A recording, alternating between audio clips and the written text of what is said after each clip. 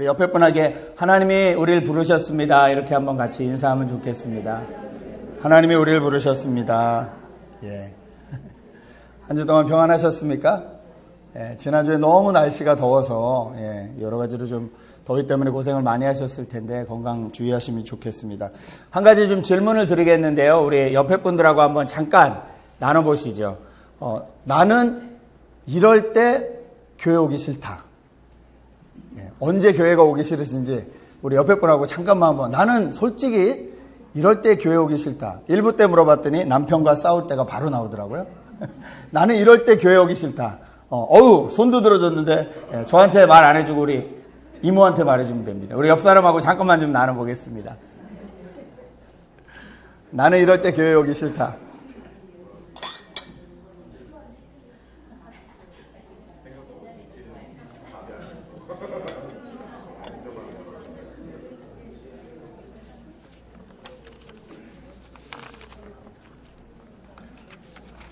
네. 제가 자꾸 설교 시간에 이렇게 서로 좀 나누시라고 말씀드리는 이유는, 그래야 저희가 같이 생각하는 것이 그냥 여기서 말하는 사람, 듣는 사람이 아니라 우리가 같이 공동으로 생각하는 이 말씀이 되기 때문에 그렇습니다.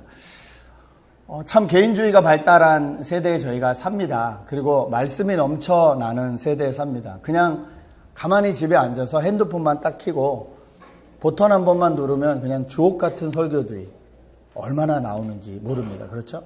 또 찬양도 저희 찬양팀 너무 열심히 라이브의 맛이 있긴 합니다만 막 오케스트라까지 동영하는 빵빵한 교회들이 막 엄청난 사운드와 시스템으로 그렇게 들을 수 있는 찬양, 그냥 가만히 들어도 은혜가 된다랄 만한 찬양들이 얼마나 많이 유튜브나 이런 곳에서 흘러 넘치는 줄 모릅니다. 그런데 하나님은 이런 상황, 이런 환경, 이렇게 변화되는 시대임에도 불구하고 왜 우리를 교회로 오라고 하시는 걸까요? 저희는 성경은 드라마다라는 주제로 지금 2017년 동안 계속 그 한 주제를 가지고 성경을 보고 있습니다. 어쩌면 우리 이 기독교의 존재 목적은 이 세상을 향하신 그 하나님의 드라마가 무엇인지 우리가 먼저 깨닫고 그 드라마를 궁금해하는 사람들에게 그 드라마가 무엇인지 증거해 주는 일로 이 교회에 또 기독교의 존재 목적이 있지 않나 그렇게 생각을 합니다. 크게 6가지 프레임 정도로 나눌 수 있다고 말씀을 드렸는데요. 기억하시죠? 처음부터 외우겠습니다. 시작. 창조, 타락, 언약, 구속, 교회, 새 창조. 다시 한번 할까요? 다시 한번 머릿속에 기억하시면서 시작. 창조, 그 다음에 타락이 있었고 거기에 대한 언약이 있었고 약속이 있었고 구속하셨고 교회를 열어주셨고 새 창조를 허락하신다.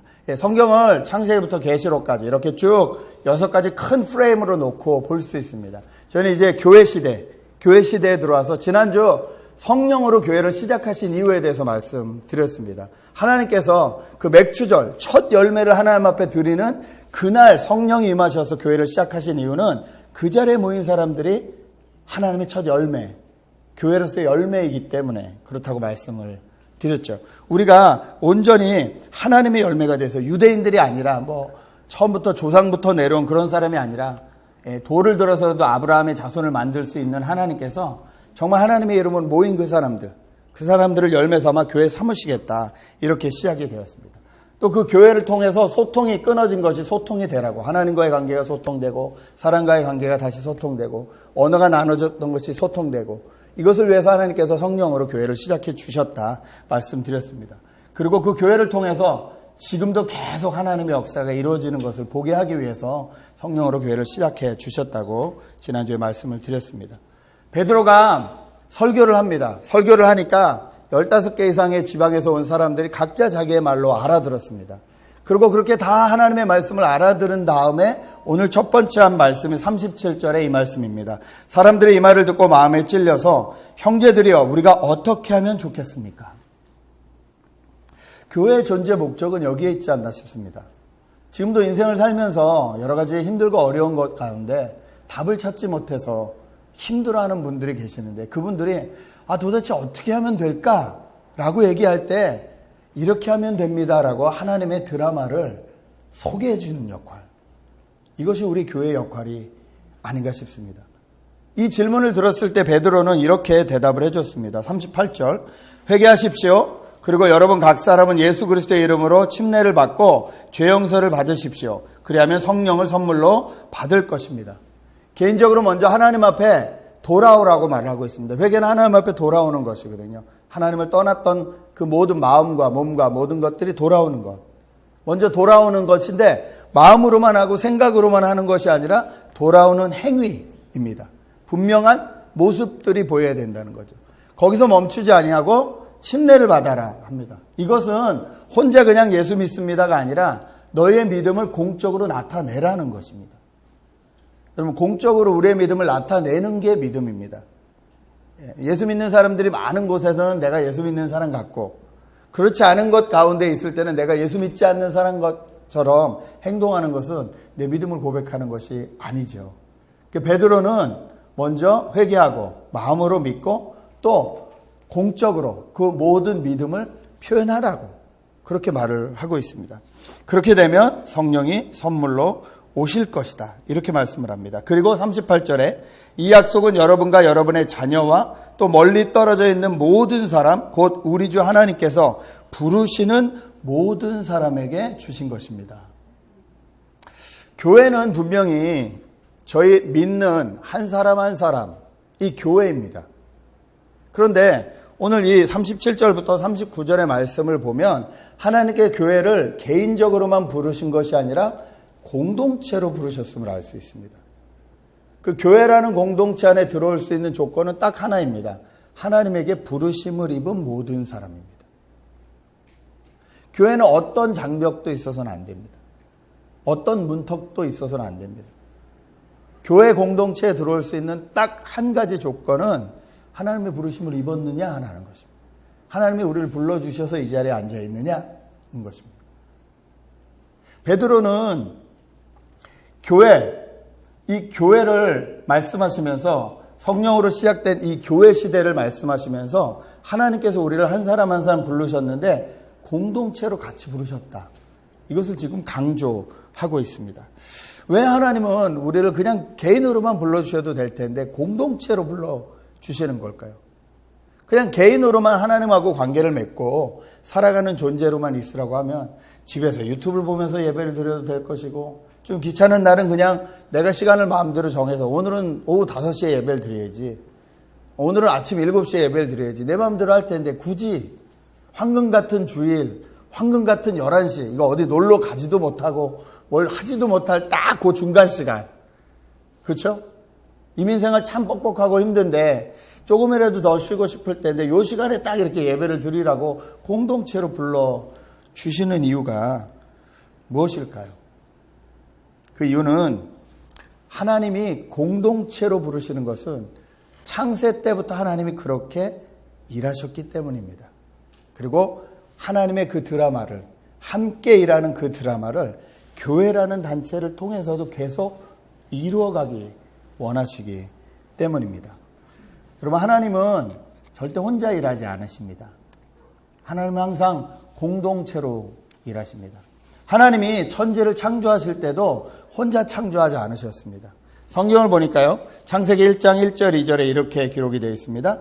태초에 하나님이 천지를 창조하셨다. 땅이 혼돈하고 공허하며 어둠이 깊음 위에 있고 하나님의 영은 물 위에 움직이고 계셨다.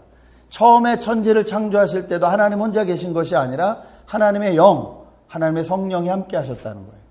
두 분만 함께 하셨냐? 그렇지 않습니다. 고린도전서 8장 6절을 보니까 이렇게 기록이 되어 있습니다. 그러나 우리에게도 아버지이신 하나님은 한 분뿐이십니다. 그분은 만물을 창조하셨고 우리도 그분을 위해 존재합니다. 또 우리의 주님도 예수 그리스도 한 분뿐이십니다. 그분을 통해서 만물이 창조되었고 우리도 그분을 통해서 존재하고 있습니다. 성경은 여기저기에 하나님이 창조하실 때 예수 그리스도가 거기 계셨다라고 말을 합니다.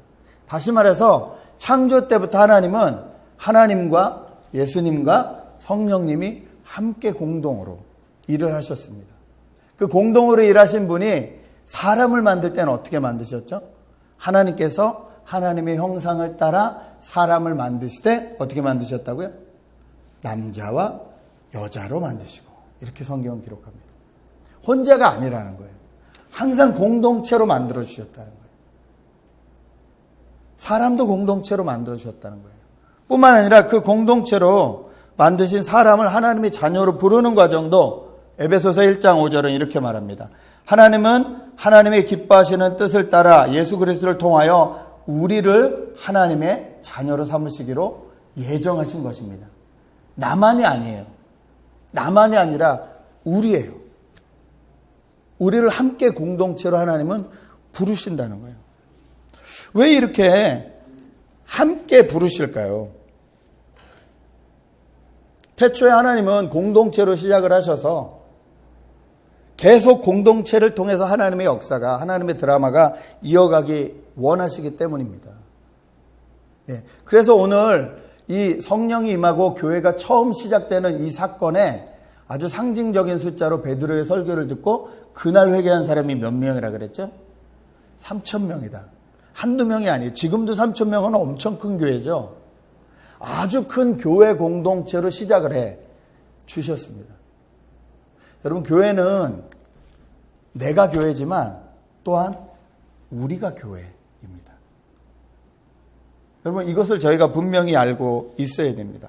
그럼 하나님께서 이렇게 공동체로 우리를 부르셔서, 교회 공동체를 부르셔서 목적으로 하시는 것이 무엇일까요? 여러분, 왜 교회가 존재해야 된다고 생각을 하시는지요? 우리가 교회를 나오는 이유가 무엇인지요? 여러분, 교회는 왜 공동체로 존재해야 되는 걸까요? 하나님하고 나하고 얼마든지 예배가 되는데 왜 교회는 공동체로 하나님이 불러주시는 걸까요? 참 교회 말도 많고 탈도 많은데 그럼에도 불구하고 그 공동체로 교회로 모여야 되는 이유가 무엇일까요? 에베소서는 이렇게 말합니다. 우리 에베소서 1장 23절을 저와 여러분이 한 목소리로 읽겠습니다. 시작!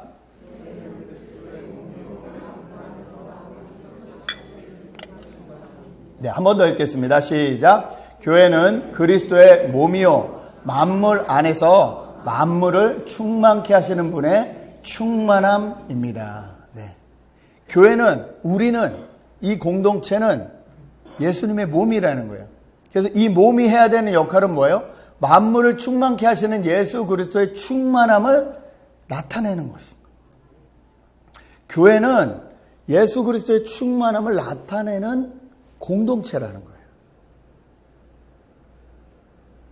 예수 그리스도의 충만함을 나타내는 공동체. 여러분, 저희 교회는 그런 공동체인가요? 예수 그리스도의 충만함을 나타내는 공동체인가요? 여러분, 예수님의 충만함, 그러면 어떤 것이 생각나시나요? 어떤 충만함이 우리 안에 있을까요? 교회는 하나님이 처음에 우리를 만드시고 축복하신, 생육하고 번성하고 충만하고 다스리라고 축복해 주신, 그래서 모든 피조물과 모든 것들을 잘 관리해 주는 그 축복의 통로의 역할이 계속 되게 하시기 위해서 하나님께서 교회 공동체를 부르셨다는 거예요. 이 일을 잘 이루게 하시기 위해서 예수 그리스도를 먼저 보내셔서 특별한 문제, 죄의 문제, 사망의 문제를 다 해결하셨죠. 그리고 성령을 부으셔서 우리 능력이 아니라 하나님의 능력, 성령의 능력으로 그 일을 하게 하셨다는 거예요. 그러므로 예수 그리스도의 몸된 우리에게는 이제 그 그리스도의 충만함을 행할 수 있는 능력이 있다는 거예요. 교회 공동체를 통해서 하나님은 지금도 이 땅을 계속 회복하기 원하시고, 교회 공동체를 통해서 하나님의 나라를 경험하게 하시기를 원하신다는 거예요. 그러므로 저희는 정말 교회 내에서 천국을 맛봐야 됩니다. 여러 가지 모습을 통해서 천국을 맛봐야 됩니다. 여러분, 천국을 맛보고 계신가요? 교회 오실 때마다, 예배 오실 때마다, 예배 오는 게 너무 좋다. 교회 오는 게 너무 좋다. 여기가 천국이다. 여기가 정말 감사하고 기쁘고 정말 내가 오고 싶은 곳. 그렇게 생각이 드시나요? 혹시 그렇지 않다면 저희 교회 공동체 안에 혹시 무슨 문제가 있을까요? 분명히 교회는 하나님의 충만함을 나타내는 장소입니다. 단체로 훈련받은 장소입니다. 자, 그러면 교회가 되기 위해서는 무엇이 필요한지, 오늘 이 베드로가 말한 이 뒤에 나오는 사도들의 이 모습, 첫 교회의 모습을 통해서 저희가 한번 살펴보려고 합니다. 42절을 함께 읽겠습니다. 사도행전 2장 42절을 한 목소리로 읽겠습니다. 시작.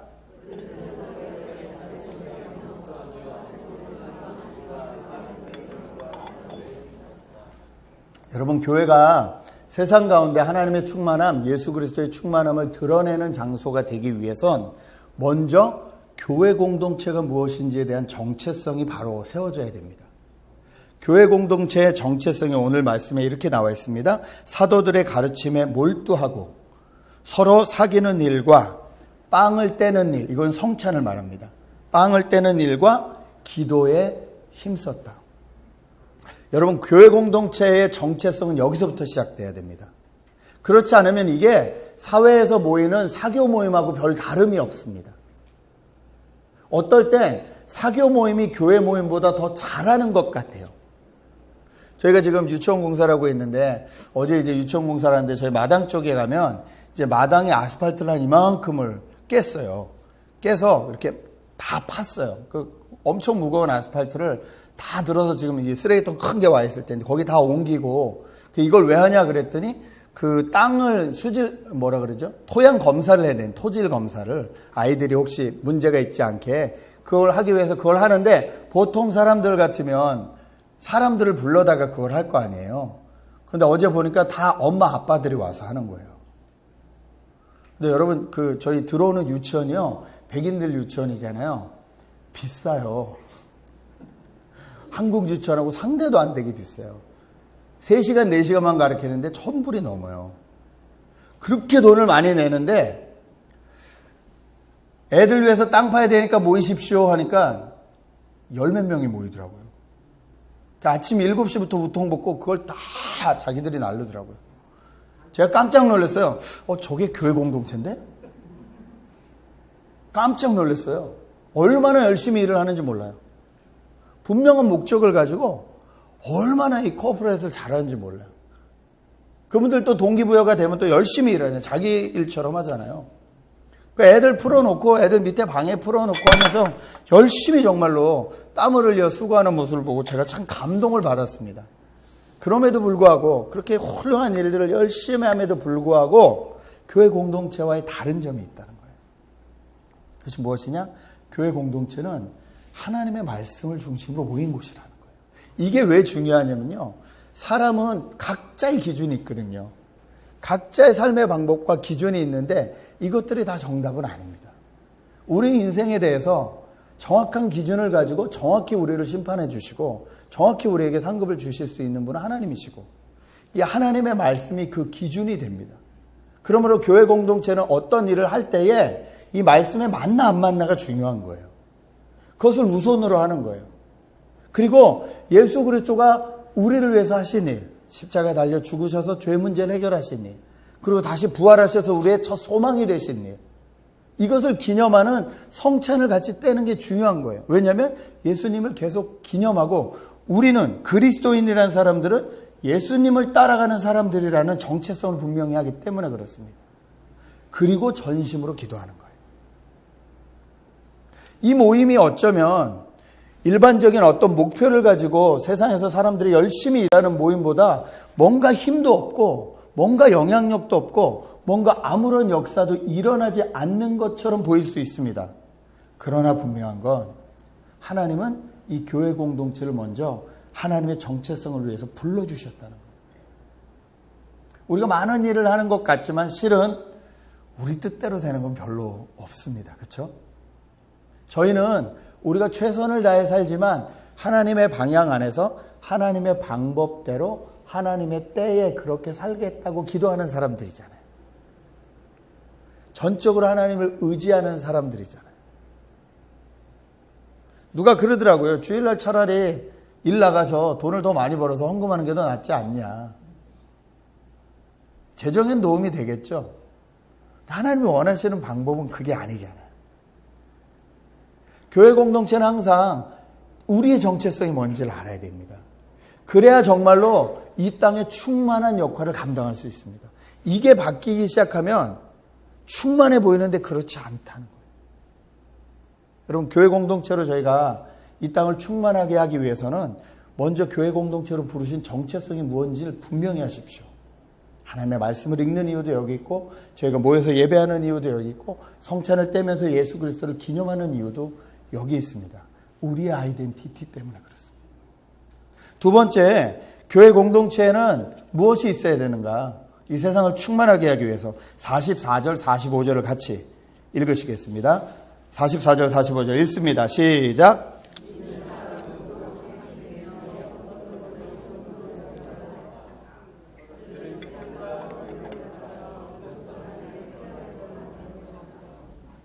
이 시대를 사는 모든 사람들이 가장 걱정하는 것이 물질의 문제입니다.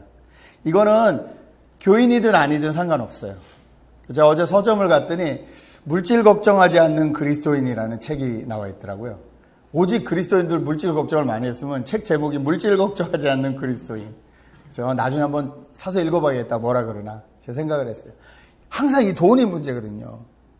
그런데 오늘 교회 공동체가 세상을 충만하게 하기 위한 방법으로 뭘 말씀하세요? 믿는 사람들은 모두 함께 지내며 모든 것을 공동으로 소유하였다. 그들은 재산과 소유를 팔아 모든 사람에게 필요한 대로 나눠 주었다. 아니, 교회는 공산주의냐?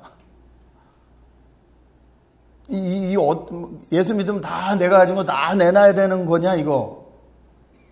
여러분, 그 말씀인가요? 아닙니다. 뒤에도 보면요, 예수 믿는 사람들이 각각 집에서 모였다 그래요.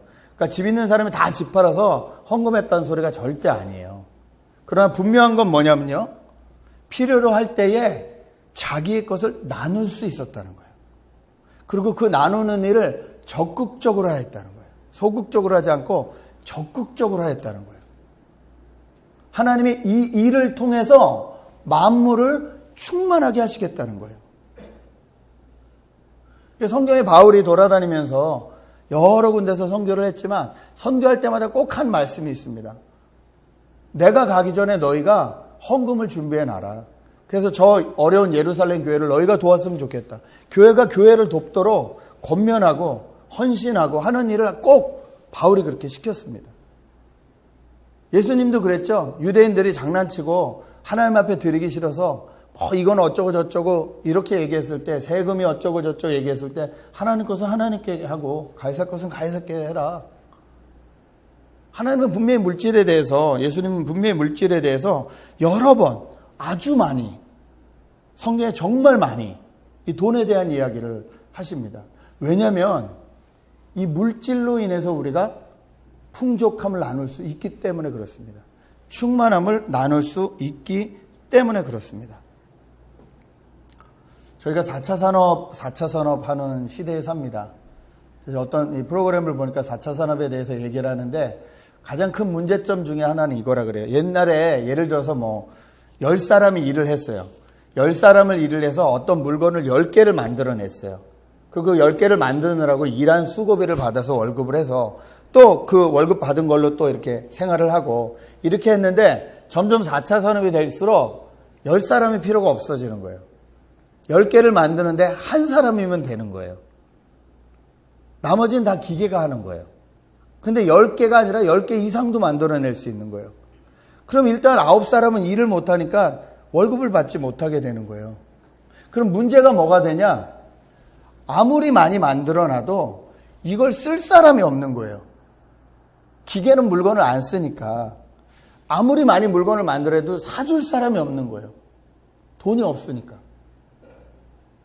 그러면 어쩔 수 없이 나라가 어떻게 되냐면요, 공산국가로 갑니다. 왜냐하면 누군가 정부에서 한꺼번에 다 컨트롤하지 않으면 다 굶어 죽게 생겼으니까.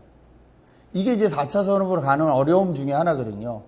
그래서 많은 나라들이 지금 어떻게 하냐면요, 거기서 나오는 부가가치들을 가지고, 예를 들어서 한 사람이 버는 돈이라든지 어떤 그런 부가가치들을 나머지 9사람들도 어떻게 나눠 주어서 이 사람들이 소비라도 할 수 있게 할 것이냐, 이런 것들에 대한 의논과 고민과 이런 것들을 하는 거예요. 그래서 핀란드나 이런 선진 국가들에서 하는 것은 그냥 나이에 어떤 조건도 없이 그 나이에 딱 들어가는 사람에게 한 달에 그냥 무조건 얼마를 줘요, 정부에서. 왜냐하면 소비라도 해서 이 자본주의가 돌아가게 하라는 거예요. 잘 실감이 안 가시겠지만 이제 시대가 가면 갈수록 점점 이 문제가 심각해질 것입니다. 여러분, 놀랍게도 이렇게 풍요한 미국이 전 세계에서 빈부의 격차 1위입니다. 빈부의 격차가 가장 심한 나라가 이 풍요로운 미국이에요. 두 번째는요, 2위는요, 네, 자랑스러운 대한민국입니다. 빈부의 격차가 이렇게 나고 있어요. 굳이 말 안 해도 저희가 알 수 있죠. 한인타운에만 가보면 원룸에 제가 원룸에서 살 때 렌트비가 800불이었던 걸로 기억해요. 지금 LA의 원룸이 1,500불. 불과 몇 년 사이에. 투룸 하면 2,000불이 훌쩍 넘죠. 방 2개면 2,000불이에요. 뭐 월급 아무리 벌어봐야 방값 내면 남는 게 없는 거예요. 그러니까 뭐 이사도 못 가고 막 또 어떤 사람들은 그걸 더 내게 하려고 일부러 뭐 사람 뭐 부신다고 해서 뇌초 짰다가 새로운 사람을 할 때 몇백 불씩 올려서 받고 점점 돈 있는 사람은 돈을 벌고 돈 없는 사람은 점점 가난해서 밀려나가는 세계가 점점 이루어진다는 거예요. 이럴 때 내 것을 나누는 운동을 통해서 하나님이 우리를 돌보고 계심을 깨닫게 하는 거예요. 그런 운동들이 많이 벌어지고 있고 그것을 초대교회부터 시작했습니다. 네. 여러분이 뭐 가진 게 많지 않죠. 당연히 많지 않죠. 그런데요, 이 교회가 처음 시작되는 이 1세기 때 그리스도인들은요, 90km 밑에 이 빈공층의 사람들이었지 부자인 사람들이 아니었어요. 주님을 따르는 사람들은 다 가난한 사람들이었어요. 그런데 이 사람들이 모두 함께 지내고 공동으로 소유하고 소유를 팔아서 나눠주고 같이 먹고 산 거예요. 저 멀리서 왔다가 예수님을 만나고 복음을 더 듣고 싶어 하는 사람이 멀어서 가지 못할 때 좁지만 그냥 우리 집에서 하루 같이 잡시다. 뭐 찬도 없지만 그냥 우리 같이 밥해서 같이 먹읍시다. 이렇게 살았다는 거예요. 이렇게 나누며 살았다는 거예요.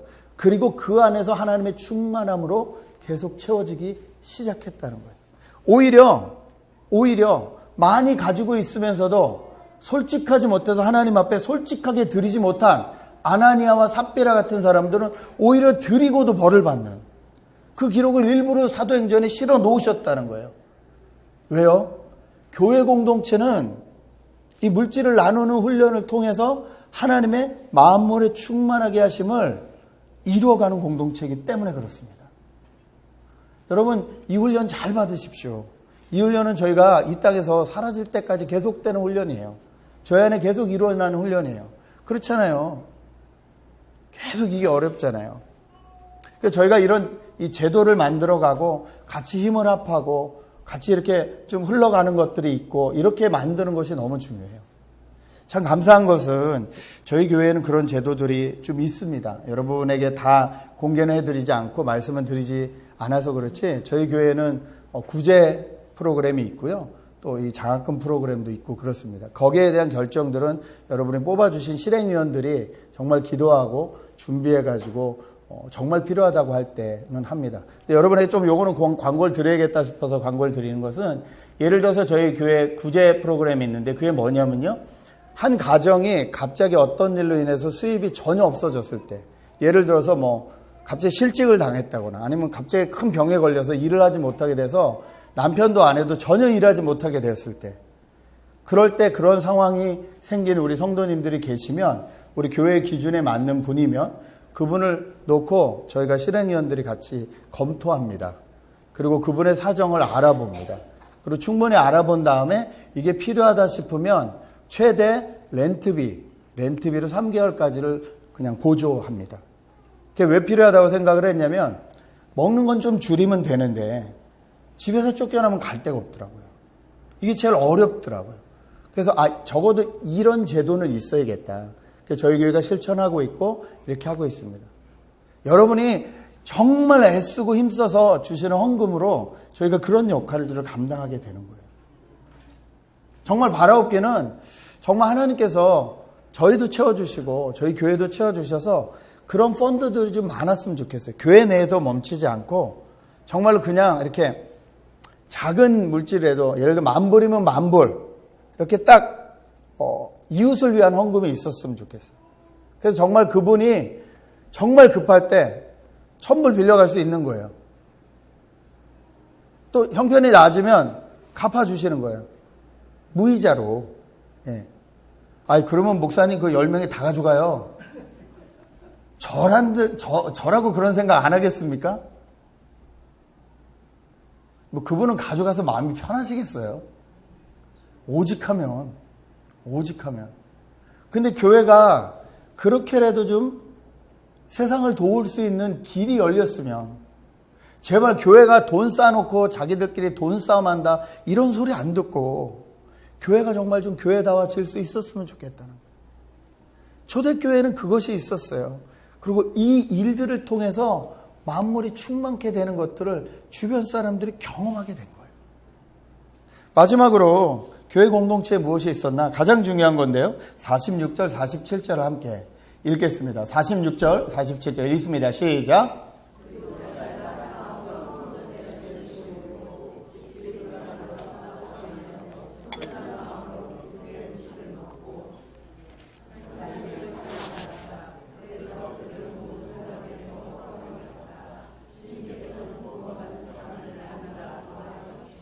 아멘. 교회 공동체에 있어야 될 가장 중요한 것은 한 마음입니다. 이 한 마음은 하나님의 마음과 합한 한 마음입니다. 처음 우리를 만드시고 너무 기뻐하시면서 좋아하시면서 축복하시면서 이 땅의 축복의 통로라고 그렇게 우리를 불러주신 그 하나님의 마음과 우리의 마음이 한 마음이 되는 거예요. 아, 우리는 이 땅 가운데서 전쟁같이 그냥 피 터지게 사는 사람들이 아니라 그런 상황 가운데서도 하나님의 축복을 나누는 통로야. 이게 내가 살아가는 이유고 내가 돈을 버는 이유고 내가 일하는 이유고 이것이 한 마음이 되는 거예요. 정말 그렇게 한 마음이 된 사람들이 서로를 돌아보는 거예요. 오늘 보면 날마다 한 마음으로 성전에 열심히 모였어요. 예배 드리는 것도 우리를 축복의 통로로 삼아주신 그 하나님과 한 마음이 돼서 축복의 통로의 역할을 감당하기 위해서 예배를 통해서 다시 한번 하나님의 마음을 깨닫기 위해서 모이는 거예요. 뿐만 아니라 집집에도 열심히 모여서 빵을 뗐대요. 가정끼리 모여서 식사를 나누고 교제를 하고 할 때에도 우리가 이렇게 모여있는 이유는 우리를 통해서 축복의 통로가 되기 위함이라는 거예요. 이 하나님의 마음을 알기 위함이라는 거예요. 그리고 순전한 마음으로 기쁘게 음식을 먹고 하나님을 찬양했다. 우리 하나님이 얼마나 좋으신 분인지 우리같이 연약한 사람들을 불러서 이 땅 가운데 축복의 통로로 삼으시겠다. 네 있는 모습 그대로 부족한 모습 그대로 축복의 통로로 삼으시겠다. 이게 감사해서 그 하나님 앞에 찬양을 드리고 그 하나님 정말 멋지신 분이야. 찬양은 꼭 이렇게 노래만 하는 게 찬양이 아니거든요. 네. 찬사. 그분 정말 멋진 분이야. 아, 우리 하나님 정말 멋진 분이야. 나 같은 인생도 이렇게 해주신 분이야. 이게 찬양이거든요. 그게 모여서 그 일들을 했다는 거예요. 그러니까 어떤 일이 일어났습니까? 그래서 그들은 모든 사람에게 호감을 샀다. 주님께서는 구원받는 사람을 날마다 더하여 주셨다. 저는 이게 올바른 전도라고 생각합니다. 예수 믿는 사람들이 하나님의 축복의 통로라고 그렇게 믿고 작지만 부족하지만 자기 것을 나누며 그렇게 기도하며 하나님의 통로의 역할을 하려고 감당하려고 하는 사람들에게는 여유가 있는 거예요. 물질이 좀 없어도 부족한 게 많아도 하나님을 향한 믿음이 있기 때문에 여유가 있는 거예요. 그럼 주변에 있는 사람들이 그 모습을 보고 반해서 어떻게 똑같이 이민생활하면서 저 사람들은 저렇게 여유가 있을까? 좀 같이 교제해보고 싶다. 사람은 호감 있는 사람한테 끌리게 돼 있거든요. 그렇게 하다가 주님을 듣게 되고 하나님을 만나게 되는 것이 전도라는 거예요. 그래서 정말로 그들의 인생 가운데도 하나님의 충만함이 이르게 되는 그 교회 공동체의 역할을 감당하게 된다는 것입니다. 저는 저희 교회 가운데 이런 모습들이 많았으면 좋겠습니다. 우리의 정체성이 뭔지 분명히 정체성을 알고 우리의 나눔을 통해서 훈련을 하고 또 하나님과 한 마음이 되어가지고 그렇게 하나님을 높이고 이웃을 돌보고 하나님 사랑 이웃 사랑이잖아요. 그러다가 그 사람들이 하나님을 듣고 싶어 할 때 하나님을 소개해주는, 그래서 다른 사람들의 인생을 충만하게 해주는, 그것이 교회가 공동체로 있어야 되는 이유라고 생각합니다. 여러분 어떻게 생각하시는지. 제가 이 교회 공동체에 대한 설교를 준비하고 묵상하고 있는데 지난주에 저희 누이랑 같이 전화를 할 기회가 있었습니다. 지난번 말씀드렸듯이 저희 누이는 하나님은 믿지만 교회는 가지 않는 사람입니다. 교회에 상처를 입어서 교회 분들한테 몇 번 당해서 자기 이민 생활이 정말 오래 꼬이고 고생을 많이 했기 때문에 내가 왜 교회 가야 되냐 이런 생각을 갖고 있는 사람인데, 이 누이에게 그 이민 생활을 하면서 이렇게 친구들이 있는 거예요. 카톡방에 함께 모이는 아줌마들이 이렇게 있어요. 그 버지니아에. 근데 이분들이 이제 오래됐어요. 한 10년 이렇게 됐는데 교회 나가시는 분은 별로 없는 것 같아요. 근데 이분들끼리 참 똘똘 잘 뭉쳐요. 그래서 근데 다들 이 이민 생활이 너무 힘드셔서 다들 세요. 하나같이. 말씀하시는 것들을 보면 되게 세요. 예를 들어 이런 거예요. 저희 누나가 작년에 이제 그 자궁을 드러내는 수술을 했어요. 근데 뭐 여러 가지 있다 그러니까 차라리 드러내는 게 낫겠다. 뭐 아이들 다 컸고 하니까. 그래서 드러내기로 했는데 그게 참 여자한테는 되게 좀 그릇인가 봐요. 그래서 좀 이렇게 좀 속도 상하고 좀 마음도 그러는데 옆에 분들이 와서 이제 위로를 한답시고 이제 모인 분들이 위로는 안 하고 이렇게 얘기하는 거예요. 괜찮아. 혹시 수술이 잘못되면 네 남편은 우리가 알아서 잘 데리고 있다가 한 2년 뒤에 재혼시킬게. 바로 다 아니까. 맨날 뭐 지지고 먹고 싸우면 다 아니까 바로는 못 시키겠고 한 2년 뒤에 시킬게. 그러니까 혹시 남편 몰래 숨겨둔 돈 있으면 우리한테 내놔. 남편 주면 바로 가지고 갈 거야 딴 데로. 그러니까 우리가 맡아줄게. 이렇게 위로를 하는 거예요. 위로라는 게. 다들 세신 분들이죠. 더 심한 가정 가운데 저희 누이가 언니라고 부르면 더 나이가 있으신 것 같은데 이 자녀가 어린 자녀가 있는데 고등학생 된 여자 자녀가 너무 사춘기를 잘못 겪어서 이민생활 가운데 뭐가 너무 힘들었는지 잘못 겪어서 이 아이가 고등학생인데 임신을 한 거예요. 임신을 했는데 상대를 보니까 상대는 또 외국 친구인데 감옥에 가 있는 친구인 거예요. 마약 딜러 뭐 이렇게 하는 친구. 그 멀쩡한 딸내미가 애를 배웠는데 옆에서 무슨 위로를 해요? 여러분 같으면 무슨 위로를 하시겠어요? 그 위로도 못하고 있다 이렇게 쭉 찾아갔더니 사람이 이렇게 반이 돼 있더래요. 너무 힘들고 어려서 이렇게 얼굴이 반쪽이 돼 있더래요. 손을 꼭 잡고 하시는 말씀이, 그래 역시 다이어트엔 마음고생이 최고야. 그렇게 얘기를 했대요. 그랬더니 그분이 그렇지? 나 많이 빠졌지? 그렇게 얘기를 하더래요. 제가 놀란 건 이거예요. 평소에 어떤 관계이기에 그런 상황 가운데 역시 다이어트의 마음고생이 최고야라고 말할 수 있으며 평소에 어떤 관계이길래 그걸 받아쳐서 그렇지? 나 요즘 많이 이뻐졌지? 이렇게 얘기할 수 있는 관계냐는 거예요.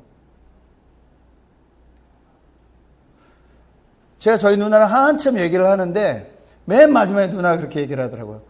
야, 이 사람들 없었으면 난 이민생활 벌써 쫑났다. 이렇게 표현을 하더라고요. 벌써 쫑났다. 전 그 말에 그분들이 누군지 모르지만 참 감사했습니다. 그러면서 그 말에 우리 교회 공동체는 이런 공동체인가? 부러웠습니다. 여러분 그런 공동체 가지고 계신가요? 우리 옆 사람 한번 격려하시죠. 손을 꼭 잡아주시고 내가 그런 사람입니다. 내가 그렇게 되겠습니다.